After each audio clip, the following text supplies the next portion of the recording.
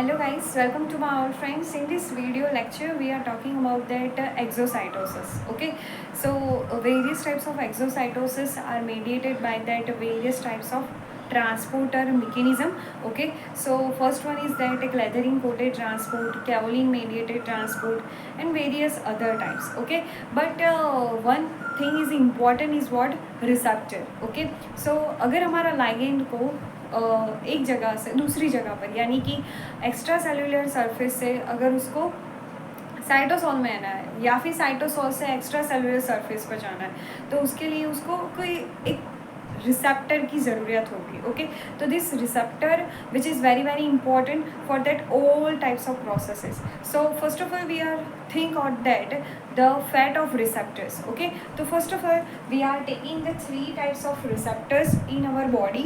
The first one is that receptor recycle and ligand degraded. Okay, तो first process के अंदर क्या होगा कि रिसेप्टर रिसाइकल हो सकता है और क्या होता है साथ साथ लाइगेंड जो है वो डिग्रेड हो जाता है. यानी कि लाइगेंड का एक ऐसा कंपोनेंट कि जिसको हम क्या कर सकते हैं उसको ब्रेक ऑफ करके यानी कि चॉपिंग करके उसके जितने भी कंपोनेंट्स हैं उसको हम यूज़ कर सकते हैं. तो लाइगेंड यहाँ पर डिग्रेड हो जा रहा है लेकिन रिसेप्टर कहाँ पर जाएगा, फिर से प्लाज्मा मेम्ब्रेन की सरफेस पर जाएगा और फिर से वो क्या करने लगेगा, रिसाइकल हो जाएगा. फिर से वो कोई दूसरे लाइगेंड के साथ आएगा, फिर से वो एज ए एंडोसाइटोसिस होगा. ऐसे पूरी मैकेनिज्म चलती रहेगी. तो इसका बेस्ट एग्जांपल है एलडीएल रिसेप्टर यानी कि लो डेंसिटी लिपोप्रोटीन. एलडीएल जो क्या है लाइगेंड है और उसका रिसेप्टर यानी कि एलडीएल रिसेप्टर. ओके, तो ये बात हमें माइंड में रखना है. Then after second is what, तो receptor and ligand both are recycle. Okay, हमें लाइगेंड की भी ज़रूरत नहीं है, रिसेप्टर की भी ज़रूरत नहीं है. तो यहाँ पर हम ट्रांसपोर्ट मैकेनिज्म किसकी करवा रहे हैं, तो यहाँ पर एक बहुत ही अच्छा एग्जांपल है जिसका नाम है Fe2+ को हम ट्रांसपोर्ट करवा रहे हैं. ओके, किसके थ्रू, ट्रांसफेरिन के थ्रू हम उसको ट्रांसपोर्ट करवा रहे हैं. ओके, सो ट्रांसफेरिन यहाँ पर एक मॉलिक्यूल आ जाता है. ट्रांसफेरिन जो है वो क्या एक लाइगेंड है और फेरोट्रांसफेरिन जो है वो क्या है, रिसेप्टर होता है. ओके, सो इस तरह से उसकी मैकेनिज्म होती है. Fe2+ को वो रिलीज आउट कर देगा और ट्रांसफेरिन एंड फेरोट्रांसफेरिन यानी कि ligand and receptor both are recycle. उसका भी हम डिटेल में क्या करेंगे, एक वीडियो सेपरेट वीडियो लेक्चर बनाएंगे जिसके थ्रू हम पता कर सकते हैं कि कैसे Fe2+ का ट्रांसपोर्टेशन होता है. Okay, and the third is very important phenomena of the receptor and ligand both are degraded. Okay, दोनों को हम क्या कर सकते हैं, डिग्रेड कर सकते हैं. यानी कि यहाँ पर एक एग्जांपल आ जाता है एपिडर्मल ग्रोथ फैक्टर का, EGF का यहाँ पर एक एग्जांपल आता है जिसका भी हम इस वीडियो के अंदर ही जानेंगे. ओके, तो फर्स्ट ऑफ ऑल हम जान लेते हैं कि कैसे रिसेप्टर रिसाइकल होता है एंड लाइगेंड डिग्रेडेड होता है. तो उसके अंदर हम फर्स्ट एक्सोसाइटोसिस देखेंगे जिसका नाम है एलडीएल मेडिएटेड यानी कि एलडीएल और LDL receptors endocytosis. Okay,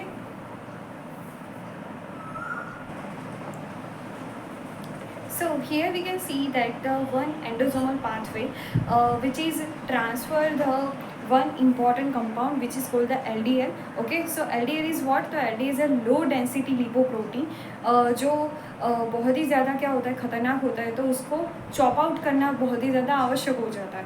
okay, सो LDL रिसेप्टर क्या करता है, हमारी प्लाज्मा मेम्ब्रेन के सरफेस पर होता है. तो LDL रिसेप्टर जो है वो LDL के साथ बाइंड होगा. तो यहाँ पर आपको दिखाया गया है कि this is the receptor. Okay, this is the LDL receptor.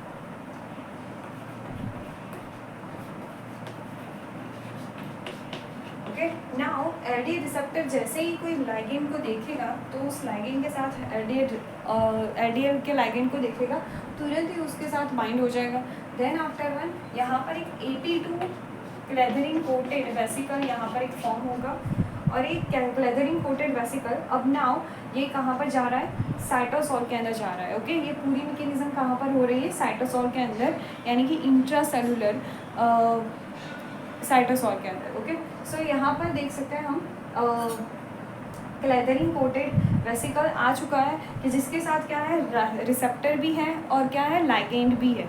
Okay, now अब इस क्लेथरीन का कोई काम नहीं है, वो लाइसोसोम्स के साथ में आ चुका है। तो अब ये HSP70 जो है यानी कि हीट शोक प्रोटीन जो है वो क्या करेगा, ये क्लेथरीन को डिग्रेड कर देगा।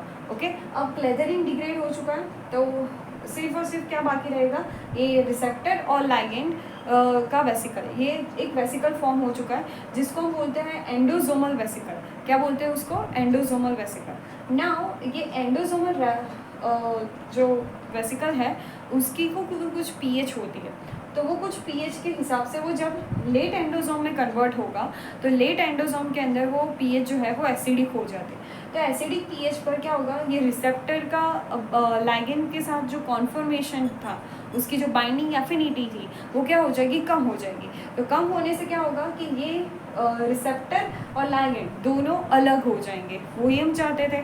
ओके, हमें क्या करवाना है, रिसेप्टर को रिसाइकल करवाना है और लाइगेंड को डिग्रेड करवाना है, तो वही हम चाहते थे। तो यहाँ पर क्या होता है, लेट एंडोसोम के अंदर पीएच जो है वो एसिडिक हो जाती है, that is very important phenomena. Okay, then after one ये रिसेप्टर जो है वो रिसाइकल हो जाएगा, प्लाज्मा मेम्ब्रेन की सरफेस पर चला जाएगा, और जो LDL है which is called the ligand, अब ये लाइगेंड जो है वो कहाँ पर जाएगा, लाइसोसोम्स के पास जाएगा। अब लाइसोसोम और एंडोसोम दोनों मिलकर क्या बनाएंगे, एंडोलाइसोसोम बनाएंगे। अब लाइसोसोम के पास तो हमें पता है कि उसके पास क्या होता है, हाइड्रोलाइटिक एंजाइम्स होते हैं, तो वो क्या करेंगे, LDL को ब्रेक डाउन करेंगे। ओके, जैसे ही ब्रेक डाउन करते हैं तो उसके अंदर से जितना भी कोलेस्ट्रॉल और फैटी एसिड्स है, ओके, वो ब्रेकन आउट हो जाएगा, डिसोसिएट हो जाएगा, और इसका हम फर्दर क्या कर सकते हैं, उसका सिंथेसिस कर सकते हैं या फिर उसको स्टोर कर सकते हैं। वो हार्मफुल नहीं है, लेकिन LDL जो है वो हार्मफुल है, इसीलिए LDL को ब्रेकन डाउन किया। तो यहाँ पर क्या हो रहा है, लाइगेंड का डिग्रेडेशन हो रहा है और रिसेप्टर का क्या हो रहा है, रिसाइकलिंग हो रहा है। ओके, फिर से ये रिसेप्टर फिर से कोई LDL के लाइगेंड को लाएगा, फिर से ये सारी मैकेनिज्म होगी। Okay, so I hope you are clearly understood the very important endosomal pathway. In this case, the ligand which is degraded and receptor which is recycled. Okay, अब now हम second pathway को follow करते हैं कि जिसके अंदर क्या होता है कि ligand and receptor both are recycled. Okay.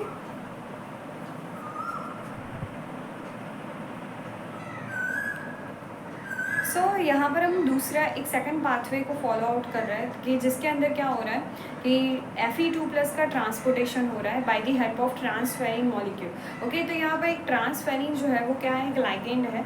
Okay, और जो क्या कर रहा है, Fe2+ का ट्रांसपोर्टेशन करवा रहा है। सो यहाँ पर आप देख सकते हैं कि ये क्या है, रिसेप्टर है जिसका नाम है ट्रांसफेरिन। ओके, ये ट्रांसफेरिन रिसेप्टर जो है वो क्या करेगा, जैसे ही लाइगेंड मॉलिक्यूल आएगा, ये जिसको बोला जाता है फेरोट्रांसफेरिन। ओके, फेरोट्रांसफेरिन रिसेप्टर का नाम है, आप यहाँ पर लिख सकते हैं फेरोट्रांसफेरिन।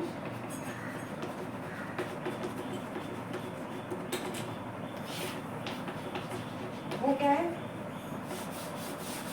रिसेप्टर है। ओके, और ट्रांसफेरिन जो है वो क्या है, लाइगेंड मॉलिक्यूल। ओके, अब क्या होगा कि ये फेरोट्रांसफेरिन है, फेरोट्रांसफेरिन, और यहाँ पर साइटोसोल के अंदर Fe2+ होगा। Fe2+ ने क्या किया, ये ट्रांसफेरिन के साथ बाइंडिंग कर लिया। अब ना ट्रांसफेरिन और Fe2+ दोनों कंबाइन होकर क्या बना देता है, को ट्रांसफेरिन बना देते हैं। क्या बना देते हैं, को ट्रांसफेरिन, यानी कि Fe2+ प्लस ट्रांसफेरिन दोनों कंबाइन हो गए किसके ऊपर, रिसेप्टर के ऊपर। रिसेप्टर कौन है यहाँ पर, फेरोट्रांसफेरिन रिसेप्टर। तो यहाँ पर आप देख सकते हैं कि ये एक पूरा एक क्या है, ये पूरा एक क्या है, ट्रांसफेरिन है, और बीच में जो है वो क्या है, Fe2+। ओके, सो इसको वो कंबाइन करके किसके ऊपर ज्वाइंट होगा, तो फेरोट्रांसफेरिन रिसेप्टर के ऊपर ज्वाइंट होगा। ओके, इतनी बात क्लियर हो गई। अब नाउ क्या होता है, क्लेथरीन कोटेड उसके ऊपर फॉर्मेशन होता है by the help of AP2 adapter के हिसाब से। ओके, नाउ यहाँ पर AP2 एडेप्टर मिल चुका है, अब क्लेथरीन कोटेड वेसिकल फॉर्म हो चुका है। वो इंट्रासेल्यूलर साइटोसोल के अंदर आएगा। साइटोसोल के अंदर क्या होता है कि HSP70 हमने पहले भी बात की थी, तो HSP70 इसको क्या करेगा, डिग्रेड करेगा। जैसे ही उसको डिग्रेड कर देता है तो ये पूरा वेसिकल जो है उसके अंदर सिर्फ और सिर्फ क्या रहेगा कि ट्रांसफेरिन, कि जिसके साथ आयरन मॉलिक्यूल जॉइंट है, और फेरोट्रांसफेरिन और ट्रांसफेरिन का कॉम्प्लेक्स रहेगा। ओके, जैसे ही ये एक क्या है, एक एंडोसोमल वेसिकल है, अर्ली एंडोसोमल वेसिकल, वो जैसे लेट एंडोसोमल वेसिकल के अंदर जाएगा कि यहाँ पर क्या हो जाता है कि ये ट्रांसफेरिन जो है वो एट एसिडिक पीएच पर Fe2+ के साथ जो बाइंडिंग एफिनिटी थी वो क्या कर देता है, घुमा देता है। इसीलिए Fe2+ क्या हो जाएगा, यहाँ पर Fe2+ तो निकल जाएगा। ओके, और ट्रांसफेरिन और ये जो ट्रांसफेरिन और ट्रांसफेरिन एंड फेरोट्रांसफेरिन रिसेप्टर जो थे दोनों एक साथ में रहेंगे। ओके, यानी कि लाइगेंड भी साथ में है और रिसेप्टर भी है, ट्रांसफेरिन और फेरोट्रांसफेरिन, ये दोनों फिर से यहाँ पर चले जाएंगे, प्लाज्मा मेम्ब्रेन की सरफेस पर चले जाएंगे।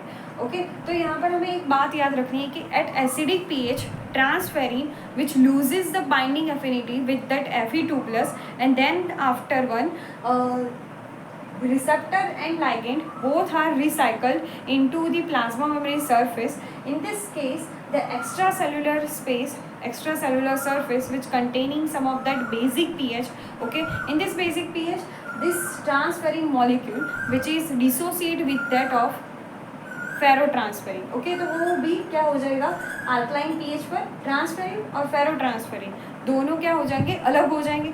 ये तो होना ही चाहिए। ओके, अगर ये नहीं होता है तो क्या होगा, Fe2+ ट्रांसफेरिन के साथ बाइंड नहीं कर पाएगा। ओके, क्योंकि ट्रांसफेरिन को तो कहाँ पर रहना है, उसको ब्लड में घूमते ही रहना है। जहाँ पर भी उसको Fe दिखेगा वो क्या करेगा, उसको लेकर आएगा और सेल के अंदर रख देगा। तो यहाँ पर ट्रांसफेरिन का फेरोट्रांसफेरिन से जो बाइंडिंग एफिनिटी थी वो छूटना आवश्यक है। इसीलिए यहाँ पर क्या होता है, अल्कलाइन पीएच होती है। ओके, और यहाँ पर लाइसोसोम्स के अंदर क्या था, एसिडिक पीएच थी। तो एसिडिक पीएच पर क्या होता है कि ट्रांसफेरिन की Fe2+ के साथ जो बाइंडिंग एफिनिटी थी वो लूज आउट होते हैं। और देन आफ्टर क्या होगा, ये Fe2+ तो साइटोसोल के अंदर चला जाएगा और उसके अंदर जो भी कैस्केडल मैकेनिज्म है, यानी कि Fe2+ जहाँ पर भी ज़रूरत है उसकी, तो वहाँ पर वो अपना वर्क फंक्शन आगे शुरू रखेगा। तो यहाँ पर हमने क्या देखा कि receptor and ligand both are recycle. Okay, ligand कौन था, ट्रांसफेरिन, कि जो क्या करता है Fe2+ को लेकर आता है। ओके, और फेरोट्रांसफेरिन क्या था, रिसेप्टर था। इससे बहुत सारे क्वेश्चंस आते हैं कि एपोट्रांसफेरिन क्या होता है, देन आफ्टर फेरोट्रांसफेरिन क्या है, किस पीएच पर ट्रांसफेरिन जो है वो Fe2+ को रिलीज आउट करता है। ओके, और किस पीएच पर फेरोट्रांसफेरिन और ट्रांसफेरिन दोनों अलग होते हैं। तो इस तरह के सारे क्वेश्चंस आते हैं। So please this in mind कि Fe2+ how to bind with the transferrin and this and whole cycle mechanism which is very simple, but basically this उस टर्मिनोलॉजी है ना, वो there is a very difficult, तो वो हमें mind में रखना है। नाउ थर्ड पाथवे पर हम आते हैं कि जिसके अंदर क्या हो रहा है, ligand as well as receptor both are degraded, दोनों डिग्रेड हो जा रहा है। तो वो कौन सा पाथवे है वो हम देखते हैं।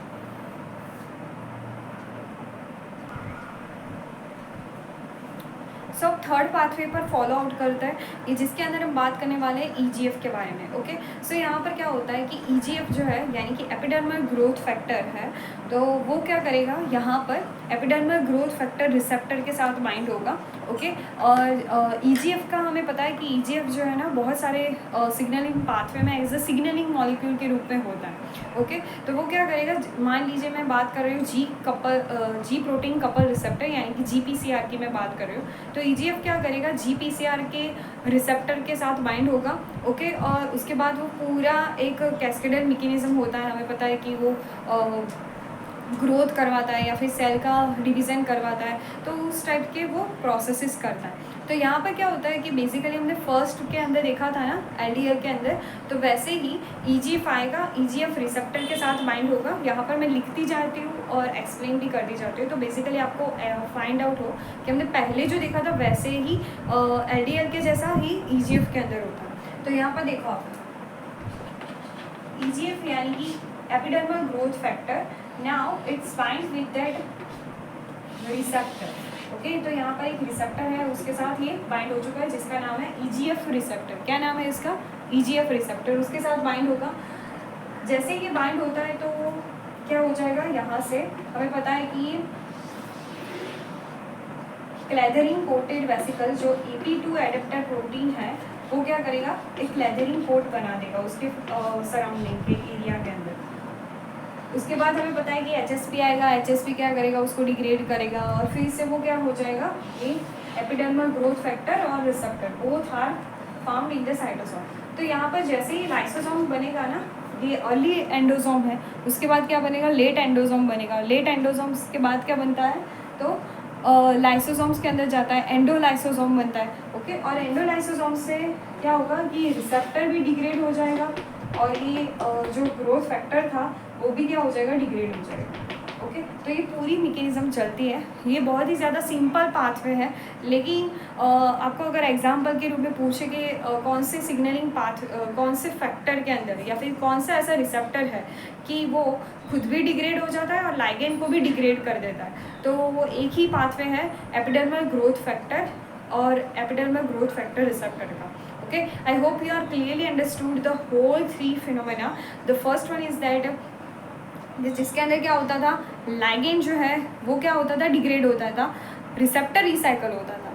सेकेंड पाथवे के अंदर हमने क्या देखा, ligand and receptor both are recycle and Fe2+ only which is found in the cytosome. Okay, and the third one phenomena is what, कि ligand and receptor both are degraded in this case. So this is a whole picture scenario of that endocytosis. There are basically important, basically depended on that receptors. Okay, receptor कैसा है, ligand कैसा है, उसके हिसाब से वो ये पूरी mechanism चलती है। So thank you so much for watching and please like this video and subscribe my channel if you are new viewers.